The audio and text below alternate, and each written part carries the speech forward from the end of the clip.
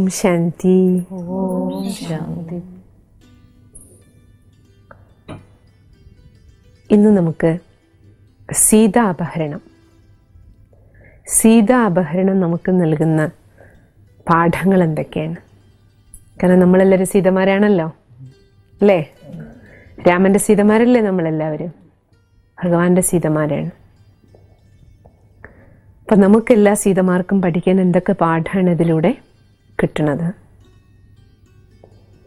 കൊച്ചുകുട്ടികൾ മുതൽ മുതിർന്നവർക്ക് വരെ. സീത എന്ന് പറയുമ്പോൾ അതിൽ ലേഡീസാണെന്ന് മാത്രം വിചാരിക്കാൻ പാടില്ല, എല്ലാവർക്കും. സീത എന്ന് പറയുമ്പോൾ ആത്മാവായിട്ട് കാണുകയാണെങ്കിൽ സ്ത്രീയാകട്ടെ പുരുഷനാകട്ടെ ശരീരത്തിനുള്ളിൽ കുടികൊള്ളുന്നത് ആത്മാവാണ്. രാമൻ ഈശ്വരനാണെങ്കിൽ സീത ആത്മാവാണ്. രാമൻ പരമാത്മാവാകുമ്പോൾ നമ്മളെല്ലാവരും ആത്മാക്കളാണ്. അപ്പം എല്ലാ ആത്മാക്കളാകുന്ന സീതമാർക്കും പരമാത്മാവ് ഈശ്വരൻ നൽകുന്ന സന്ദേശമാണ് സീതാപഹരണത്തിലൂടെ ചില സന്ദേശങ്ങൾ, ചില പാഠങ്ങൾ, ചില മോറൽസ് നമുക്ക് എല്ലാവർക്കും കിട്ടാൻ. ഇന്ന് നമുക്കതാണ് വിലയിരുത്തേണ്ടത്. എന്നിട്ട് അത് നമ്മുടെ ജീവിതവുമായിട്ട് നമ്മൾ മാച്ച് ചെയ്ത് നോക്കിക്കൊണ്ടേ പോവുക. എന്നിട്ട് എവിടെ നമുക്ക് തിരുത്തൽ കൊണ്ടുവരണോ നമുക്ക് തിരുത്താനും പറ്റും. സീത അപഹരിക്കപ്പെടുന്ന രംഗമാണ് നമുക്ക് മനസ്സിലേക്ക് കടന്നു വരേണ്ടത്. നോക്കൂ, അയോധ്യയിൽ നിന്ന് കാട്ടിലേക്ക് വരുമ്പോൾ സീതയുടെ മനസ്സിൽ കേവലം ഒരു രാമൻ മാത്രമേ ഉള്ളൂ. സീതയുടെ സ്വത്തെന്ന് പറയുന്നത് രാമനാണ്, ആകെ സ്വത്ത്. ഒരു മാനിനെ കണ്ടപ്പോൾ സീത തൻ്റെ സർവസമ്പത്തിനെയാണ് എന്ത് ചെയ്യുന്നത്? ദൂരേക്ക് ഓടിക്കുകയാണ്. അപ്പം നമ്മളും ഓരോരുത്തരും തിരിച്ചറിയേണ്ടത് ജീവിതത്തിലെ സ്വത്ത്. ഇപ്പം ചില സ്ഥലങ്ങളിൽ, ചില വീടുകളിലൊക്കെ കണ്ടിട്ടില്ലേ, ചിലപ്പോൾ ചില പെൺകുട്ടികൾ അല്ലെങ്കിൽ ആൺകുട്ടികൾ അങ്ങോട്ടും ഇങ്ങോട്ടും ആകർഷിതരായിട്ട് തൻ്റെ മാതാപിതാക്കൾ ജീവിതകാലം മുഴുവൻ സംരക്ഷിച്ചവർ, നമുക്ക് കുട്ടികളായിരിക്കുമ്പോൾ നമ്മളെ സംബന്ധിച്ചിടത്തോളം നമ്മുടെ സ്വത്ത് അച്ഛനും അമ്മയാണ്. 10, 20, 25 വയസ്സ് വരെ അവർ നമ്മളെ വളർത്തുകയും പരിപാലിക്കുകയൊക്കെ ചെയ്തിട്ട് ഒരു ദിവസം പെട്ടെന്ന് ആരെങ്കിലും ഒരാളെ കാണുമ്പോൾ 1 വർഷത്തെ പരിചയം അല്ലെങ്കിൽ 2 വർഷത്തെ പരിചയമുള്ള ഒരാളുടെ പിന്നാലെ ഓടിപ്പോവുക. ഈ 20 വർഷത്തെ സമ്പത്തായിട്ട് നമ്മുടെ കൂടെ ഉണ്ടായിരുന്നവരെ മറക്കാൻ ഒരു സെക്കൻഡ് പോലും ആവശ്യമില്ല ആൾക്കാർക്ക്. അപ്പം അതേപോലെ ജീവിതത്തിൽ നമ്മൾ തിരിഞ്ഞ് നോക്കേണ്ടത് നമ്മുടെ സർവസമ്പത്തെന്ന് പറയുന്നത്, നമ്മുടെ സ്വത്തെന്ന് പറയുന്നത് രാമനാണ്. രാമനർത്ഥം ആത്മീയ മൂല്യങ്ങളാണ്, ആത്മീയതയാണ്. അവിടെ രാമൻ എന്നുള്ളതുകൊണ്ട് ഉദ്ദേശിക്കുന്നത് എന്താണ്? രാമനിലെ ഗുണങ്ങൾ. പരമാത്മാ സർവശക്തിവാൻ നമ്മൾ ആത്മാക്കൾ ഭഗവാന്റെ അടുത്ത് നിന്ന് ഈ ഭൂമിയിലേക്ക് വന്നപ്പോൾ നമ്മുടെ കയ്യിലുള്ള സ്വത്തെന്ന് പറയുന്നത് നമ്മുടെ ഗുണങ്ങളാണ്. അവിടെ സാധാരണ പറയാറുണ്ടല്ലോ, if health is lost something is lost എന്നേ പറയുള്ളൂ. ആരോഗ്യം നഷ്ടപ്പെട്ട കുറച്ചേ നഷ്ടപ്പെട്ടുള്ളൂ. If money is lost nothing is lost എന്നാ പറയാ. പൈസ പോയി അർത്ഥം ഒന്നും പോയില്ല വിചാരിച്ചുള്ളൂ, കാരണം പൈസ വീണ്ടും ഉണ്ടാക്കാം. If health is lost something means ആരോഗ്യം നഷ്ടപ്പെട്ടാൽ പിന്നെ അതിനെ ശരിയാക്കാൻ കുറച്ച് സമയം എടുക്കും നമുക്ക് തിരിച്ചു വരാൻ. പക്ഷേ ലാസ്റ്റിൽ ആ പ്രോവർബിൽ പറയണേ, if character is lost everything is lost എന്നാണ്. ഒരു വ്യക്തിക്ക് തൻ്റെ സ്വഭാവ മൂല്യങ്ങൾ നഷ്ടപ്പെട്ടാൽ, ചാരിത്രം നഷ്ടപ്പെട്ടാൽ ജീവിതത്തിലെ സർവസ്വം നഷ്ടപ്പെട്ടു. അപ്പം നമ്മുടെ ഏറ്റവും വലിയ സ്വത്ത് എന്താണ്? നമ്മുടെ മൂല്യങ്ങളാണ്. ആ മൂല്യത്തെയാണ് അവിടെ രാമനായിട്ട് കാണിച്ചിരിക്കുന്നത്. അപ്പം നമ്മുടെ എല്ലാവരുടെയും ജീവിതത്തിൽ ചില അടിസ്ഥാന കോർ വാല്യൂസ് ജീവിതത്തിലുണ്ട്. ചില ഹ്യൂമൻ വാല്യൂസ്, മാനുഷിക മൂല്യങ്ങൾ, പ്രാപഞ്ചിക മൂല്യങ്ങൾ, ഒരു സമൂഹത്തിൽ ജീവിക്കാനുള്ള മൂല്യങ്ങൾ, ഒരു കുടുംബത്തിൽ ജീവിക്കുമ്പോൾ പാലിക്കേണ്ട ചില മൂല്യങ്ങൾ. ആ മൂല്യങ്ങൾ, ആ ഗുണങ്ങൾ നമ്മൾ ഒരിക്കലും എന്ത് ചെയ്യരുത്? ഒരു മാനിനെ കണ്ടിട്ട് എന്തെങ്കിലും ആകർഷിപ്പിക്കുന്ന ഒരു വസ്തുവിൻ്റെ മുന്നിൽ ഒരിക്കലും നമ്മൾ നമ്മുടെ മൂല്യങ്ങളെ കൈവിടാൻ പാടില്ല എന്നർത്ഥം. സീതയ്ക്ക് എവിടെ തെറ്റുപറ്റിയേ? മാനിനെ കണ്ടത് എന്ത് ചെയ്തു? തൻ്റെ സ്വത്ത് നഷ്ടപ്പെടുത്താണ്. രാമൻ എന്ന് പറയുന്ന ആ സമ്പത്തിനെ, മൂല്യങ്ങൾ എന്തൊക്കെയാണ് നഷ്ടപ്പെട്ടെ? ശക്തികൾ നഷ്ടപ്പെട്ടു, തിരിച്ചറിയാൻ പറ്റിയില്ല, നല്ലൊരു തീരുമാനം എടുക്കാൻ പറ്റിയില്ല. ഇന്ദ്രിയങ്ങളെ നിയന്ത്രിക്കാൻ പറ്റിയില്ല, ചഞ്ചലായി എല്ലാം. കണ്ണും കാതും നാവും മൂക്കും എല്ലാം ചഞ്ചലായി. വേണ്ടാത്ത വാക്കുകൾ പറഞ്ഞു. രാമന്റെ അടുത്തും പറഞ്ഞു, ലക്ഷ്മണന്റെ അടുത്തും പറഞ്ഞു. ഓരോ ഇന്ദ്രിയങ്ങളും ചതിച്ചു. ഇന്ദ്രിയങ്ങളിൽ നിയന്ത്രിക്കാനുള്ള ശക്തി ഇല്ലാതായിപ്പോയി. തൻ്റെ കുലം പോലും മറന്നു. ഒരു കുലസ്ത്രീയാണെന്നുള്ള ബോധം പോലും മറന്നിട്ട് വായിൽ നിന്ന് പരുഷ വാക്കുകൾ വീണു. മൂല്യവത്തായ വാക്കുകൾ പോലും ഉപയോഗിക്കാൻ കഴിഞ്ഞില്ല. ഇത്രയും വലിയ കുലത്തിലെ സ്ത്രീ എന്നാലോചിച്ച് നോക്കൂ. അതേപോലെ നമ്മൾ എത്ര വലിയ കുലത്തിലേതാണെങ്കിലും, എത്ര വലിയ കുടുംബത്തിലേതാണെങ്കിലും, നമ്മൾ എത്ര വലിയ അച്ഛൻ്റെ അമ്മയുടെ മക്കളാണെങ്കിലും, എത്ര സമ്പത്തുള്ള വീട്ടിലാണെങ്കിലും, എത്ര പഠിപ്പും നമുക്ക് പദവിയും പൈസയൊക്കെ ഉണ്ടെങ്കിലും, നമ്മുടെ കയ്യിൽ നമ്മുടെ മൂല്യങ്ങളാകുന്ന സ്വത്ത് പോയി കഴിഞ്ഞാൽ നമ്മൾ രാക്ഷസന്റെ കയ്യിലാണ്. രാക്ഷസീയ ജീവിത ദുഃഖമാണ്. രാക്ഷസൻ കൊണ്ടുപോയിട്ട് ഇരുത്തുന്നത്, രാവണൻ കൊണ്ടുപോയിട്ട് സീതയെ കൊട്ടാരത്തിൽ നല്ല ഉദ്യാനമൊക്കെ കൊടുത്ത് ഇഷ്ടംപോലെ പരിചാരികമാരെയൊക്കെ കൊടുത്ത് അതിൻ്റെ നടുവിലെ ഇരുത്തണ. സർവ്വ സൗകര്യങ്ങളും ഉണ്ട്, പക്ഷെ സുഖമില്ലേ അവിടെ. കരച്ചില, ദുഃഖമാണ്. രാവണനെ കൊണ്ടുപോയിരിക്കണം, എല്ലാ സാധനവും കൊടുക്കും. അതുപോലെ നമ്മളും മനസ്സിലാക്കേണ്ടത് സാധനങ്ങളും സാമഗ്രികളും കൊണ്ട് മാത്രം നമുക്ക് സുഖം കിട്ടില്ല, സൗകര്യങ്ങൾ മാത്രമേ കിട്ടുള്ളൂ. അതുകൊണ്ട് ഒരിക്കലും നമ്മൾ എന്ത് ചെയ്യാൻ പാടില്ല, അങ്ങനെയുള്ള രാവണത്വത്തിൽ, അങ്ങനെയുള്ള മാനിനെ കണ്ടിട്ട് തിരിച്ചറിയാനുള്ള ശക്തി ഇല്ലാതെ നമ്മൾ വീണു പോകരുത്. അവിടെ രണ്ട് പാകപ്പിഴകളാണ് നമ്മൾ കാണുന്നത്. ഒന്ന്, മൂല്യങ്ങളെ ബലി കഴിക്കുകയാണ് സീത. രണ്ടാമത്തത്, ശക്തികളെ സമയത്ത് കാര്യങ്ങളിൽ ഉപയോഗിക്കാൻ പറ്റിയില്ല. മൂന്നാമത്, ജ്ഞാനത്തിൻ്റെ വെളിച്ചമില്ലാതെ പോയി. അപ്പം ഇത് മൂന്നാണ് നമ്മുടെ ജീവിതത്തിൻ്റെ അടിസ്ഥാന സമ്പത്തുകൾ എന്ന് പറയുന്നത്. ഒന്ന് ജ്ഞാനം, അതാണ് നമുക്ക് വെളിച്ചം തരുന്നത്. തിരിച്ചറിയണമെങ്കിൽ വെളിച്ചം വേണം. ഇരുട്ടിൽ പോകുമ്പോൾ അറിയില്ല, തപ്പിത്തടഞ്ഞ് വീണു പോകും, കാണാൻ പറ്റാത്തത് കൊണ്ട്. അതുകൊണ്ട് തിരിച്ചറിയണമെങ്കിൽ, രാമൻ പറഞ്ഞത് തിരിച്ചറിയാൻ, ലക്ഷ്മണൻ പറഞ്ഞത് തിരിച്ചറിയാൻ, മാനിനെ കണ്ടിട്ട് തന്നെ വീഴ്ത്താൻ വന്നിരിക്കുന്ന മാനാണെന്ന് തിരിച്ചറിയാനെല്ലാം എന്ത് വേണം? അറിവിൻ്റെ വെളിച്ചം വേണം. പിന്നെ നല്ല തീരുമാനം എടുക്കാൻ ശക്തി വേണം. ഓരോ കർമ്മേന്ദ്രിയത്തെ നിയന്ത്രിക്കാൻ ശക്തി വേണം. ആമ നോക്കൂ, അതിന് 100-200ഓളം വർഷമാണ് ആയുസ്. എന്താ കാരണം? ഇന്ദ്രിയങ്ങളെ ദുരുപയോഗം ചെയ്യാത്ത ജീവിയാണ്. ആവശ്യമുണ്ടെങ്കിൽ മാത്രമേ കൈയും കാലും പുറത്തേക്കിടുള്ളൂ. നമ്മളോ? അതുകൊണ്ട് ആ ഇന്ദ്രിയ നിയന്ത്രണ ശക്തി ആമയ്ക്കുള്ളത് കൊണ്ടാണ് ആവശ്യത്തിന് മാത്രം പുറത്തിടുക, ഉപയോഗിക്കുക. ഉപയോഗം കഴിഞ്ഞ് അതേപോലെ തോടിൻ്റെ ഉള്ളിലേക്ക് ഉൾവലിഞ്ഞിരിക്കാനുള്ള ശക്തി അതിനുണ്ട്. ആരെങ്കിലും അങ്ങോട്ട് പോയോ ഇങ്ങോട്ട് പോയോ കണ്ണും പോകുന്നില്ല, കാതും പോണില്ല, അതിൻ്റെ ഒരു അവയവവും എന്ത് ചെയ്യുന്നില്ല, അനാവശ്യമായിട്ട് ഒരു കാര്യത്തിൽ, ആരുടെ കാര്യത്തിൽ, അവിടുത്തെ കാര്യത്തിലും പോണില്ല, ഇവിടുത്തെ കാര്യത്തിലും പോണില്ല, അവരുടെ കാര്യത്തിലും പോണില്ല, ഇവരുടെ കാര്യത്തിലും പോണില്ല. പക്ഷെ നമ്മൾ ഓരോരുത്തരും നോക്കൂ, രാവിലെ മുതൽ നമ്മുടെ ഈ ഇന്ദ്രിയങ്ങളെയെല്ലാം, ഈ ശരീരത്തിൽ എത്ര ഇന്ദ്രിയങ്ങളാണുള്ളത്, ഈ കർമ്മേന്ദ്രിയങ്ങളെയെല്ലാം നമ്മൾ ആവശ്യത്തിന് മാത്രം ഉപയോഗിക്കണം. ആലോചിക്കുക. വേണ്ടത് മാത്രം നമ്മൾ കാണുന്നു, വേണ്ടത് മാത്രം കേൾക്കണേ, വേണ്ടത് മാത്രം പറയണേ, വേണ്ടത് മാത്രം ചെയ്യണേ, വേണ്ടിടത്തേക്ക് മാത്രം നമ്മൾ പോണേ. അപ്പം എന്താ സംഭവിക്കണേ? നമുക്ക് നമ്മുടെ ഇന്ദ്രിയങ്ങളുടെ മേലെ നിയന്ത്രണമില്ല. അതുകൊണ്ടാണ് ഇത് വേണ്ടാത്തിടത്തേക്കൊക്കെ പോണേ. ആലോചിക്കുക. വൈകുന്നേരം ജോലി കഴിഞ്ഞിട്ട് നേരെ കള്ളുഷാപ്പിൻ്റെ അടുത്തേക്ക് നടന്നു പോവുക കാലുകൾ. വൈകുന്നേരം ജോലി കഴിഞ്ഞ് നേരെ നമ്മുടെ വീട്ടിലേക്കാണ് വരേണ്ടത്. എന്താ പോണേ കള്ളുഷാപ്പിലേക്ക്? നിയന്ത്രിക്കാൻ പറ്റണില്ല. അറിയാൻ ദോഷമാണെന്ന്, പക്ഷെ നിയന്ത്രണമില്ല. കുടുംബമുണ്ട്, എന്നിട്ടും പരപുരുഷന്റെ അടുത്തേക്ക്, പര സ്ത്രീകളുടെ അടുത്തേക്ക് കണ്ണും കാതും കൈയും ഒക്കെ എന്തിനാ പോണേ? ആലോചിക്കുക. നമ്മൾ ഓരോരുത്തരും ആലോചിക്കുക. എവിടെയെങ്കിലും ആരെങ്കിലും പൈസ കാണിക്കുമ്പോഴത്തേക്കും, നോട്ടുകെട്ട് കാണുമ്പോഴേക്കും നമ്മൾ ചാടി വീണ് തെറ്റ് ചെയ്യുക. അനാവശ്യ കാര്യങ്ങൾക്ക് സൈനിട്ട് കൊടുക്കുക. എന്താണ്? നോട്ടുകെട്ട് കാണുമ്പോഴേക്കും ആകർഷണം. അല്ല, ട്രാൻസ്ഫർ തരാം, അല്ലെങ്കിൽ നമുക്ക് ഉയർന്ന പദവിയിലേക്ക് സ്ഥാനക്കയറ്റം തരാം, പ്രൊമോഷൻ തരാം. പ്രൊമോഷൻ കാണുമ്പോൾ സ്ഥാനക്കയറ്റം കിട്ടും, അല്ലെങ്കിൽ എനിക്കിഷ്ടപ്പെട്ട സ്ഥലത്തേക്ക് ട്രാൻസ്ഫർ കിട്ടുമെന്ന് വിചാരിക്കുമ്പോഴത്തേക്ക് ഇരിക്കുന്ന സെറ്റിലിരുന്നത് ഏത് തെറ്റും ചെയ്യാൻ യാതൊരു മടിയും ഇല്ല. ഓരോ മാനുകളെ കാണുകയാണ്. ഓരോ മാനുകൾ വന്ന് തുള്ളിക്കളിക്കുക നമ്മുടെ മുന്നിൽ. ട്രാൻസ്ഫറിൻ്റെ മാൻ, പ്രൊമോഷൻ്റെ മാൻ, നോട്ടുകെട്ടുകളുടെ മാൻ, പദവികളുടെ, സീറ്റുകളുടെ, കസേരകളുടെ മാൻ.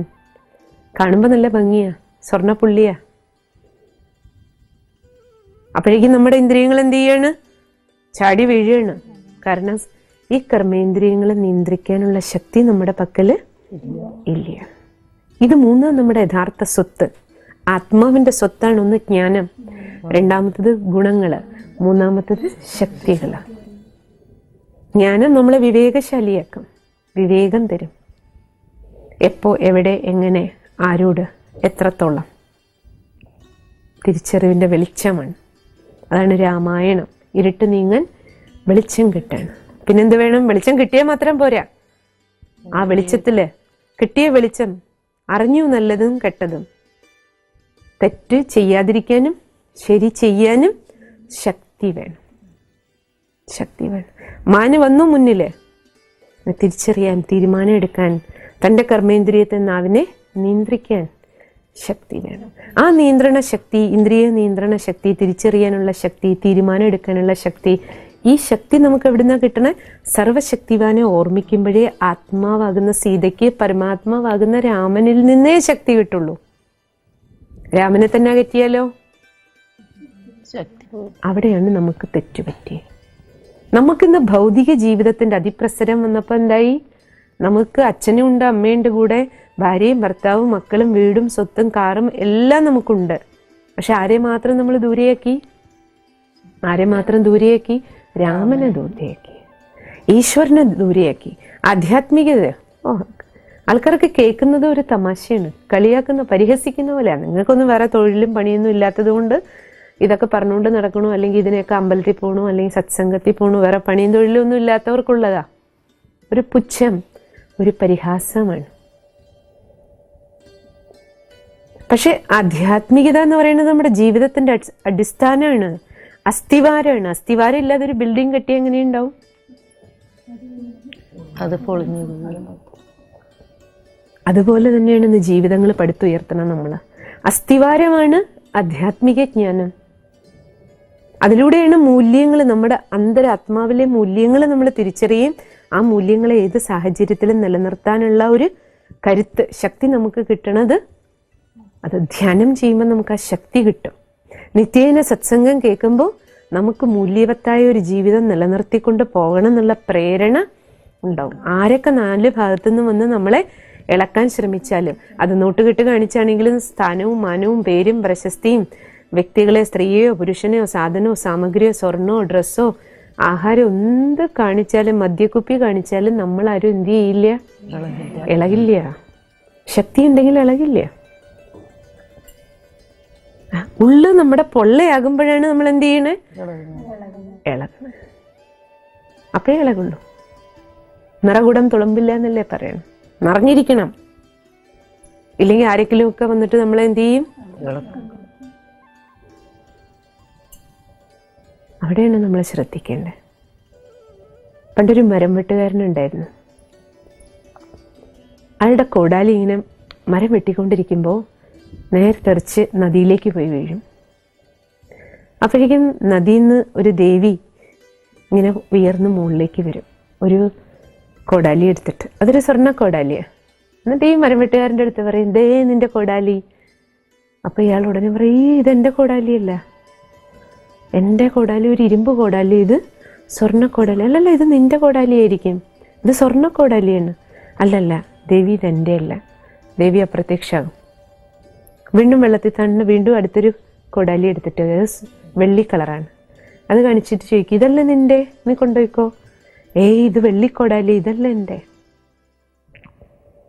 മൂന്നാമത് അയാളുടെ കോടാലി എടുത്തിട്ട് വരും, കയ്യിൽ നിന്ന് തെറിച്ചുപോയ ആളുടെ കോടാലി, ഇരുമ്പ് കൊണ്ടുള്ള, അതെടുത്തിട്ട് കാണിക്കാം. അപ്പോൾ പറയാം, ഇതാണ് എൻ്റെ കയ്യിൽ നിന്ന് വീണു പോയത്. അപ്പോൾ ആ ദേവി എന്ത് ചെയ്യും? 3 കോടാലിയും കൂടെ അയാളുടെ കയ്യിൽ കൊടുക്കും. സ്വർണത്തിൻ്റെ, വെള്ളിയുടെ, ആ മരം വെട്ടുകാരൻ്റെ കോടാലി. പറയും, നീ ഇത്ര സത്യസന്ധനാ, കാരണം ഞാൻ നിനക്ക് സ്വർണ്ണ കോടാലി കൊണ്ടുവന്ന് തന്നപ്പോൾ നീ എന്റെയാണെന്ന് പറഞ്ഞ് വാങ്ങിച്ചിട്ട് പോയില്ലല്ലോ. സ്വർണം കണ്ടിട്ട് മയങ്ങിയില്ല, വെള്ളി കണ്ടിട്ട് മയങ്ങിയില്ല. പാവപ്പെട്ട ആളാ, അന്നന്ന് കൂലിക്ക് പണിയെടുത്തിട്ടാണ് ജീവിക്കണേ. പക്ഷേ സ്വർണവും വെള്ളിയൊന്നും കണ്ടിട്ട് പ്രലോഭനത്തിൽ വീണില്ല, തൻ്റെ മൂല്യം നഷ്ടപ്പെടുത്തിയില്ല, സത്യതയിൽ നിന്ന് വ്യതിചലിച്ചില്ല. ധർമ്മത്തിൽ നിന്ന് വ്യതിചലിച്ചില്ല, കണ്ടപ്പോഴേക്ക് ചാടി വീണില്ലേ. എന്ത് ചെയ്തു? അപ്പോഴെന്താ സംഭവിച്ചേ? മൂല്യത്തിൽ നിന്ന് ഇളകാതിരുന്നപ്പോ, ധർമ്മത്തിൽ നിന്ന് വ്യതിചലിക്കാതിരുന്നപ്പോ മുഴുവൻ കിട്ടി. 3 കോടാലിയും കയ്യിൽ കിട്ടി. നമുക്കും വേണ്ടത് അതാണ് ജീവിതത്തിൽ. നമ്മുടെ ജീവിതം മൂല്യങ്ങളിൽ അടിയുറച്ചതാണെങ്കിൽ നമുക്ക് കഴിക്കാനില്ലായ്മയോ കുടിക്കാനില്ലായ്മയോ ഒന്നും വരില്ല. നമുക്ക് വേണ്ടത് വരും. അത്യാർത്ഥിക്ക് വരില്ല, പക്ഷെ ആവശ്യത്തിനുള്ളതെല്ലാം നമുക്ക് വരും. ഇന്നെല്ലാവരും എന്താ പറയണേ? അയ്യോ, ഞാൻ അങ്ങനെയൊക്കെ ചെയ്തത് കുട്ടികളെ പഠിപ്പിക്കണ്ടേ, കുടുംബം പുലർത്തണ്ടേ, കല്യാണം നടത്തണ്ടേ, അതിനൊക്കെ വേണ്ടിയിട്ട് കുറച്ച് പൈസ ആവശ്യമുണ്ടായിരുന്നു. അപ്പോൾ പൈസയ്ക്ക് വേണ്ടി ഞാൻ അതൊക്കെ ചെയ്തിരുന്ന കാലത്ത് ജീവിക്കാൻ ഭയങ്കര ചെലവല്ലേ. ഈ വയറിന് എത്ര വേണം? വിശപ്പകറ്റാൻ എത്ര വേണം? നമുക്കെല്ലാവർക്കും അറിയാം. വിശപ്പകറ്റാൻ 2 ചപ്പാത്തി ഇത്തിരി കറി ഉണ്ടെങ്കിൽ അത്യാവശ്യം നമ്മുടെ വിശപ്പ് മാറണതേ ഉള്ളൂ. അപ്പം വിശപ്പകറ്റാൻ വേണ്ടിയിട്ടല്ല നമ്മൾ തെറ്റ് ചെയ്യണത്, അതിനു വേണ്ടിയിട്ടല്ല. നമ്മൾ മനസ്സിലാക്കേണ്ടത് നമുക്ക് ആവശ്യത്തിനുള്ളത് സത്യതയുടെ ധർമ്മത്തിന്റെ മാർഗത്തിൽ സഞ്ചരിച്ച് ജീവിച്ചാലും നമുക്ക് കഴിക്കാനും കുടിക്കാനും നമ്മുടെ കുടുംബം പുലർത്താനുള്ളതെല്ലാം വന്നു ചേരും. പക്ഷെ ഇന്ന് നമുക്ക് കഴിക്കുകയും കുടിക്കുകയും ജീവിക്കുകയും മാത്രം ചെയ്താൽ പോരാ, പിന്നെയോ നമുക്ക് ആസക്തിയാണ്, ആകർഷണമാണ്. അപ്പൊ നമ്മുടെ ആസക്തിയെ, ആകർഷണത്തിന് അതിന്റെ പിന്നാലെ പോകുമ്പോഴാണ് എന്ത് സംഭവിക്കണേ? സീത രാവണന്റെ കയ്യിൽ പോയിട്ട് പെടുന്നത്. അതുകൊണ്ട് നമ്മൾ എന്ത് തിരിച്ചറിയണം? രാമായണ കർത്താവ് നമുക്ക് എന്താ പാഠം തരണേ? മൂല്യങ്ങൾ ഒരിക്കലും കൈവിടരുത്. അപ്പൊ സ്വർണ്ണക്കോടാലിയും വെള്ളിക്കോടാലിയും എല്ലാം നമ്മുടെ അടുത്തേക്ക് വന്നു, എല്ലാം നമ്മുടെ അടുത്തേക്ക് തിരിച്ചു വരും. പിന്നെ ശക്തികളെ കാര്യങ്ങളിൽ ഉപയോഗിക്കണം. ഒന്ന്, മൂല്യങ്ങളിൽ നിന്ന് വ്യതിചലിക്കരുത്. 2ാമത് ശക്തികൾ. കാരണം രാവിലെ മുതൽ വൈകുന്നത് വരെ ജീവിതയാത്രയിൽ എന്ന് പറഞ്ഞാൽ, ശരിക്കും പറഞ്ഞാൽ നമ്മളെല്ലാവരും ഒരു പരീക്ഷ ഹാളിൽ ഇരിക്കും പോലെ ധാരാളം പരീക്ഷകൾ, പരീക്ഷണങ്ങൾ, ടെസ്റ്റ് പേപ്പറുകൾ, സമസ്യകൾ നമ്മുടെ എല്ലാവരുടെയും മുന്നിൽ വരും. അതിൽ ഏറ്റവും കൂടുതൽ ടെസ്റ്റ് ചെയ്യപ്പെടുന്നത് നമ്മുടെ ശക്തികളെയാണ്. തിരിച്ചറിയാനുള്ള ശക്തി, തീരുമാനം എടുക്കാനുള്ള ശക്തി, കാര്യങ്ങളെ ഉള്ളിൽ ഒതുക്കാനുള്ള ശക്തി, എല്ലാവരെയും ഉൾക്കൊള്ളാനുള്ള ശക്തി, എല്ലാവരോടൊപ്പം ചേർന്ന് പോകാനുള്ള ശക്തി, എല്ലാവരെയും ചേർത്ത് കൊണ്ടുപോകാനുള്ള ശക്തി, ചിലതൊക്കെ നമുക്ക് സഹിക്കാനുള്ള ശക്തി. സീതയ്ക്ക് നഷ്ടപ്പെട്ടത് ആ ശക്തികളാണ്. അപ്പം അതുകൊണ്ട് ഭഗവാൻ പറയണത് എപ്പോഴാണോ ആത്മാവും പരമാത്മാവുമായിട്ട് യോഗം വെക്കണത്, യോഗത്തിലൂടെ നമുക്ക് കിട്ടുന്നത് എന്താണ്? ശക്തികളാണ്. യോഗി സഹയോഗിയായിരിക്കും. സഹയോഗം എന്തുകൊണ്ടാണ് കൊടുക്കാൻ പറ്റണേ? ആത്മാവിലേക്ക് അഷ്ടശക്തികളും വന്നു ചേരും, സർവശക്തികളും. കാരണം നമ്മളെല്ലാവരും സർവശക്തന്റെ മക്കളാ. അതുകൊണ്ട് ഭഗവാൻ യോഗി ജീവിതം ജീവിക്കൂ എന്ന് പറഞ്ഞാൽ എന്താ അർത്ഥം? ഭഗവാൻ ഉപദേശിക്കുന്നത് ആത്മാവിനെ പരമാത്മാവിനെ ഓർമ്മിക്കുമ്പോൾ, ആത്മാവ് പരമാത്മാവിനെ ഓർമ്മിക്കുന്ന വിദ്യയാണ് രാജയോഗം എന്ന് പറയണത്. കാരണം അതിൻ്റെ അപ്പുറം ഒരു യോഗമില്ല. യോഗങ്ങളുടെ രാജാവ്, അതുകൊണ്ടാണ് രാജയോഗം. അപ്പൊ യോഗങ്ങളുടെ രാജാവ് ഏതാണ്? സ്വയം ആത്മാവാണെന്ന് തിരിച്ചറിഞ്ഞിട്ട്, ശരീരമാണെന്നുള്ള ബോധത്തിൽ നിന്ന് എവിടേക്ക് വരിക? ആത്മാവാണ്, ചൈതന്യാണെന്ന ബോധത്തില്. ആത്മാവാകുന്ന ഈ സീതയ്ക്ക് ആര് വേണം? പരമാത്മാവാകുന്ന രാമൻ. ആ രാമനെ ഓർമ്മിക്കുമ്പോൾ പരമാത്മാവാകുന്ന രാമനിൽ നിന്ന് ആത്മാവിലേക്ക് നിറയുന്നത് ശക്തികളാണ്. കാരണം പരമാത്മാ സർവശക്തനാണ്. സർവശക്തികളുടെ വെളിച്ചമാണ് ദൈവം. നമ്മൾ ആത്മാക്കള് പരമാത്മാവിന്റെ സന്താനമാണ്. ആത്മാവ് ഒരു ജ്യോതിയാണ്, പ്രകാശമാണ്. ആത്മദീപം എന്നല്ലേ പറയണേ. ഒരാൾ മരിച്ചാലും നമ്മൾ ആദ്യം തലഭാഗത്ത് വിളക്ക് കൊളുത്തി വെക്കുക ചെയ്യണേ. കാരണം വെളിച്ചമാണ് പോയത്. ആത്മാവ് അതിസൂക്ഷ്മമായ ഒരു പ്രകാശമാണ്. ഈ പ്രകാശത്തിന്, ഈ ആത്മദീപത്തിന് വെളിച്ചം തരുന്നത് പരമാത്മദീപമാണ്. ഭഗവാനിലെ വെളിച്ചം എന്താണ്? ശക്തികളുടെ വെളിച്ചമാണ്. അപ്പൊ ഈശ്വരനെ നമ്മൾ സ്മരിക്കുക അർത്ഥം എന്താ? ഭഗവാനിൽ നിന്ന് നമ്മുടെ ഉള്ളിലേക്ക് മനസ്സിന് നിറയണത്, മനസ്സിലേക്ക് ശക്തികളാണ് നിറയണത്. അപ്പൊ ആ ഈശ്വരീയ ശക്തികളെ നമുക്ക് എന്ത് ചെയ്യാൻ പറ്റും? കാര്യങ്ങളിൽ ഉപയോഗിക്കാൻ പറ്റണം. ആ ശക്തികൾ ഒരു പരിചയം പോലെയാ. അപ്പൊ സാധാരണ യുദ്ധത്തിന് പുറപ്പെടുന്നവരും കണ്ടിട്ടില്ലേ, വാളും പരിചയം ഉപയോഗിക്കുക. ഗുണങ്ങളാണ് നമ്മുടെ വാള്, ശക്തികളാണ് നമ്മുടെ പരിച. ഗുണങ്ങളുണ്ടെങ്കിൽ, മൂല്യങ്ങളുണ്ടെങ്കിൽ, ആ ഗുണങ്ങൾ, സത്യത, ശാന്തത, വിനയം, ഈ ഗുണങ്ങൾ നമ്മുടെ കർമ്മങ്ങളിൽ കാണപ്പെടണം. ഇനി ശക്തികളാകുന്ന പരിചയം എന്തിനാണ്? പരിചയം എന്തിനാണ്? പുറത്തുനിന്ന് ഓരോ വെട്ടുകൾ വരുമ്പോൾ അത് തടുക്കാൻ. സാധാരണ പരിചയതല്ലേ, വാള് വെട്ടാനും ഉപയോഗിക്കും, പരിചയ തടുക്കാനും ഉപയോഗിക്കാം. സഹിക്കാനുള്ള ശക്തി, തിരിച്ചറിയാനുള്ള ശക്തി. മാനിനെ കണ്ടു, പക്ഷെ തന്നെ ചതിക്കുന്നതാണെന്ന് തിരിച്ചറിയാൻ ശക്തി വേണം. നല്ല തീരുമാനം എടുക്കണം. രാമൻ വേണ്ട പറഞ്ഞു, ലക്ഷ്മണൻ വര മുറിച്ച് കടക്കരുതെന്ന് പറഞ്ഞു, പക്ഷെ തിരിച്ചറിയാനും നല്ല തീരുമാനം എടുക്കാനും ശക്തി വേണം. അപ്പൊ നമ്മുടെ അടുത്തേക്ക് ഓരോന്ന് വരുന്ന സമയത്ത്, ഓരോന്ന് നമ്മുടെ മുന്നിലേക്ക് പേപ്പറുകളും സമസ്യകളും വരുമ്പോൾ, ചിലത് നമ്മൾ പറയാത്ത കാര്യത്തിന് നമ്മളെ ചിലപ്പോൾ എന്തെങ്കിലും പറയും. അപ്പം അത് കേട്ടാലും നമുക്കതിനെ ഉൾക്കൊള്ളാൻ, അതിനെ സഹിക്കാൻ കഴിയണം. അല്ലെങ്കിൽ എന്ത് ചെയ്യൂ, അവരെന്നെ പറഞ്ഞില്ലേ പറഞ്ഞിട്ട് ഹൃദയം തകർന്ന് നിരാശയോടെ കരഞ്ഞുകൊണ്ടിരുന്ന നമ്മുടെ ഉള്ള ശക്തിയും കൂടെ ചോർന്നു പോകും. അപ്പം നമുക്ക് പുറത്തുനിന്ന് എന്തൊക്കെ വെട്ടുകൾ വരുന്നോ അതിനെല്ലാം തടുക്കാൻ എന്ത് വേണം? മനക്കരുത്ത് വേണം, ആത്മാവിന് ബലം വേണം. ആ ആത്മബലമാണ് ഭഗവാൻ പറയുന്നത്, നിങ്ങൾക്ക് പരമാത്മാവാകുന്ന രാമനെ ഓർമ്മിച്ചാൽ ആ ശക്തി കിട്ടും. അപ്പം നമുക്ക് പരമാത്മ സ്മൃതിയിലിരുന്ന് അല്പസമയം ശക്തി നിറയ്ക്കാം.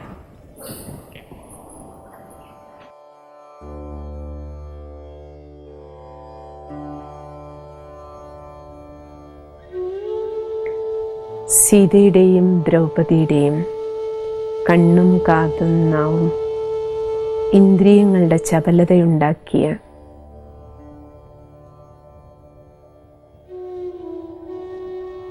ദോഷങ്ങളെക്കുറിച്ചാണ്. ഇന്ദ്രിയങ്ങളുടെ ചഞ്ചലത മഹായുദ്ധത്തിന് കാരണമായി തീർന്നു. അവിടെ മഹാഭാരത യുദ്ധം, ഇവിടെ രാമരാവണ യുദ്ധം.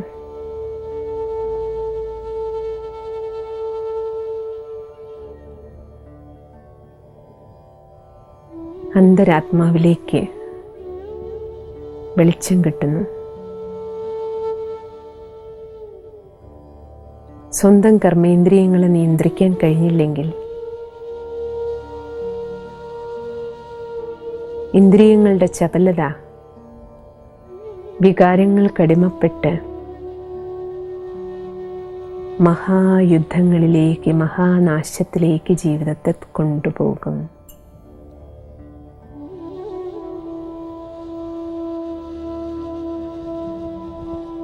ഉണരുകയാണ് ഞാൻ.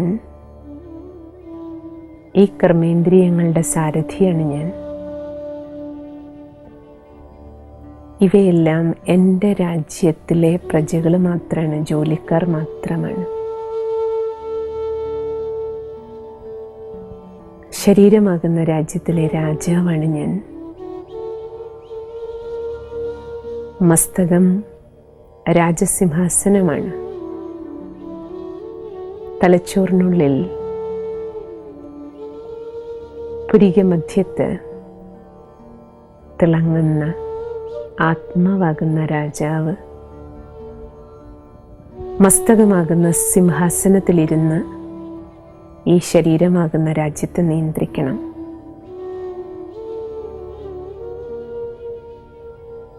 അപ്പോഴേ ഈ പ്രജകൾ നിയന്ത്രണത്തിൽ വരും. ഭഗവാൻ സർവശക്തികളുടെ അനന്തമായ സ്രോതസ്സാണ്. പരമ്പൊരുൾ, പരമപ്രകാശം. എൻ്റെ ശിരസിന് മുകളിൽ സർവശക്തികളുടെ ആ പ്രകാശം എനിക്ക് കറണ്ട് തന്നുകൊണ്ടിരിക്കുകയാണ്. ഈശ്വരീയ ശക്തികളുടെ കറണ്ട് എന്നിലേക്ക് ഒഴുകുകയാണ്.